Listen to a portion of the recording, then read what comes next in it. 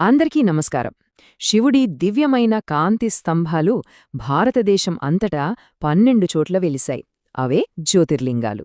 ఇవి కేవలం గుడులు కాదు సుమా, అనంతమైన శక్తికి కేంద్రాలన్నమాట. సరే, ఈరోజు మనం ఆ జ్యోతిర్లింగాల పుట్టుక వెనుక ఉన్న అద్భుతమైన కథేంటో, వాటి ప్రాముఖ్యతేంటో అన్నీ వివరంగా తెలుసుకుందాం. ఆయనే విశ్వానికి పాలకుడు, ఆయనే కరుణామయుడు, లయకారుడు ఆయనే, సృష్టికర్త ఆయనే. చూడండి, శివుణ్ణి అర్థం చేసుకోవాలంటే ఈ పరస్పర విరుద్ధమైన శక్తులన్నిటినీ కలిపి చూడాలి. ఆయన కేవలం నాశనం చేసేవాడే కాదు, మళ్ళీ సృష్టించేది ఆయనే. సరిగ్గా ఈ ద్వంద్వ స్వభావమే మనమిప్పుడు చెప్పుకోబోయే జ్యోతిర్లింగాల కథకు పునాది వేసింది. ఒక చిన్న దైవిక వాదన. మన భారతదేశంలోని అత్యంత పవిత్రమైన పుణ్యక్షేత్రాలకు ఎలా జన్మనిచ్చింది? వింటుంటే కాస్త ఆశ్చర్యంగా ఉంది కదా. కాని జ్యోతిర్లింగాల ఆవిర్భావం వెనుక ఉన్న అసలు పురాణగాథ ఇదే. పదండి ఆ కథేంటో చూద్దాం. సరే, మన కథ ఒక పెద్ద విశ్వవివాదంతో మొదలవుతుంది. ఆ వివాదాన్ని పరిష్కరించడానికి పరమశివుడు ఒక అనంతమైన కాంతిస్తంభంగా ఎలా ఆవిర్భవించాడో ఇప్పుడు తెలుసుకుందాం. ఈ కథ మనకి శివపురాణంలో కనిపిస్తుంది. ఒకసారి ఏమైందంటే, సృష్టికర్త బ్రహ్మకీ సంరక్షకుడైన విష్ణువుకీ మధ్య మనలో ఎవరు గొప్ప అని ఒక పెద్ద వాదన మొదలైంది. ఇక ఈ వివాదాన్ని పరిష్కరించడానికి వారిద్దరి మధ్యలో శివుడు ఒక అంతులేని భారీ కాంతిస్తంభం రూపంలో ప్రత్యక్షమయ్యాడు. ఒక సవాలు విసిరాడు. ఈ స్తంభం మొదలుకాని చివరకాని ఎవరు కనుగొంటారో వారే గొప్ప అని. ఇంకేముంది, బ్రహ్మేమో పైకి, విష్ణుయేమో కిందికి తమ అసాధ్యమైన అన్వేషణ మొదలుపెట్టారు. అయితే చూడండి, ఈ అన్వేషణ ఫలితం కేవలం గెలుపోటముల గురించి కాదు, వాళ్ల స్వభావాల్ని కూడా బయటపెట్టింది. ఒకవైపు విష్ణువు తన వల్ల కాలేదని వినయంగా ఓటమిని ఒప్పుకున్నాడు, నిజాయితీగా చెప్పేశాడు. కాని మరోవైపు బ్రహ్మదేవుడు గెలవాలన్న ఆతృతతో నేనా స్తంభమంచును చూశానంటూ ఒక అబద్ధం చెప్పేశాడు. దానికి సాక్ష్యంగా కేతకీ పుష్పాన్ని చూపించాడు. చూసారా, ఈ నిజాయితీకి అసత్యానికి మధ్య ఉన్న తేడాయే ఈ కథలో అతిపెద్ద మలుపు. బ్రహ్మ చెప్పిన అబద్ధానికే శివుడికి ఆగ్రహం వచ్చింది. నీకు భూలోకంలో పూజలుండవు అని శపించాడు. అదే సమయంలో విష్ణువు నిజాయితీని మెచ్చుకొని ఎల్లప్పుడూ పూజలందుకుంటామని ఆశీర్వదించాడు.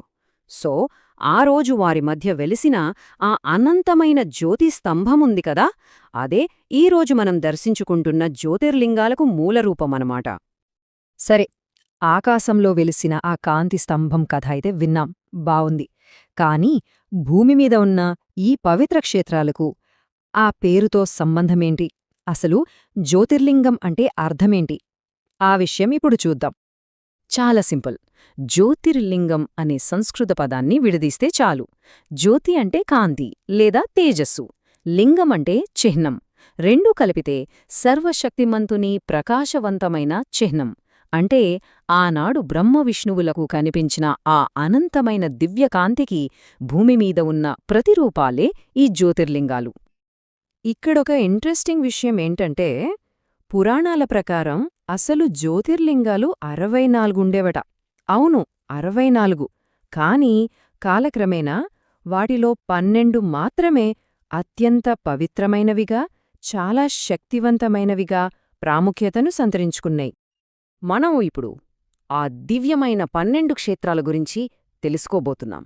ఆ శివుని దివ్యకాంతి భూమిమీద ఏ ఏ ప్రదేశాలలో వెలిసిందో ఆ యాత్రను మొదలుపెడదాం. ఇక్కడ చూడండి, ఈ 12 జ్యోతిర్లింగాల జాబితా.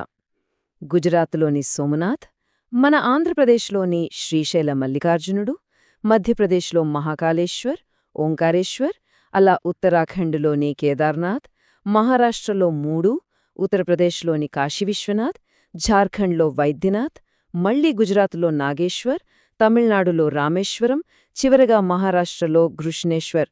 భారతదేశం ఆధ్యాత్మిక పటం మీద ఇవి ఒక దివ్య నక్షత్రం మండలంలా కనిపిస్తాయి కదా.